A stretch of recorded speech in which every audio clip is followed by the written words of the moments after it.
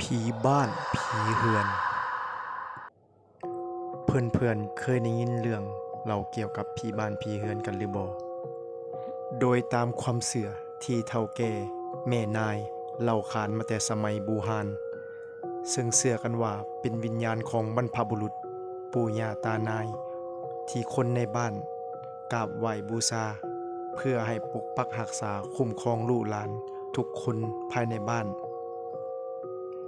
เชื่อกันว่าเมื่อสิ้นอายุไขหรือเสียชีวิตลงไปแล้วนั้นแต่ยังมีความเป็นห่วงกังวลต่อกับลูกหลาน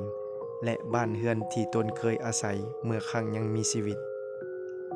เมื่อลูกหลานทำบุญอุทิศส่วนกุศลให้ทีท่านก็จะมีฤทธิเดชกำลังคอยปกปักรักษาลูกหลาน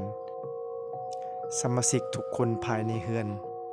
รูปร่างลักษณะของผีบ้านผีเฮือนนั้นจะมีความแตกต่างกันไป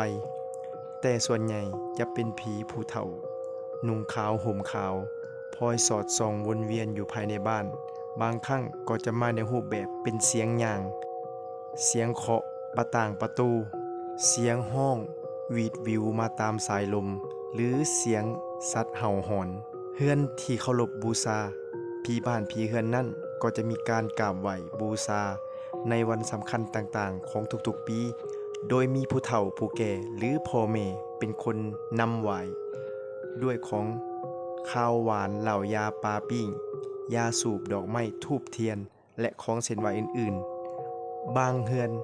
ก็เฮ็ดเป็นหิ้งไว้โดยเฉพาะ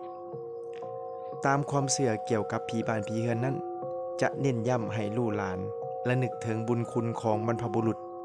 ที่สั่งสอนให้อยู่ในเส้นทางของความดีมีศีลธรรมมีน้ำใจเอื้อเฟื้อเผื่อแผ่มีความสามัคคี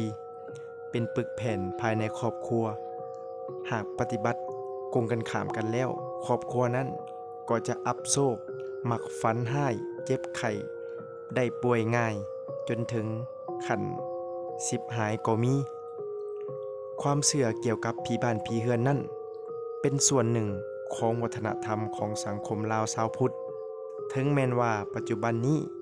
สังคมลาวจะมีการเปลี่ยนแปลงไปอย่างหลวงหลาย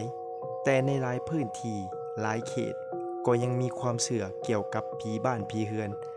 และมีการกราบไหว้บูชากันอยู่เป็นเนืองๆถ้าบรรดาท่านมีความคิดเห็น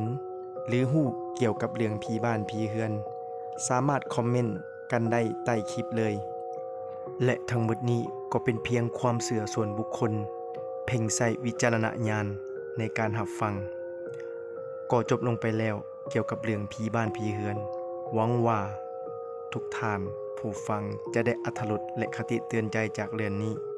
ถ้ามักคลิปนี้อย่าลืมกดถึกใจกดติดตามช่องหลอนปากต่อปากเพื่อจะได้บ่พลาดคลิปใหม่ๆและเป็นกำลังใจในการเฮ็ดคลิปเล่าเรื่อง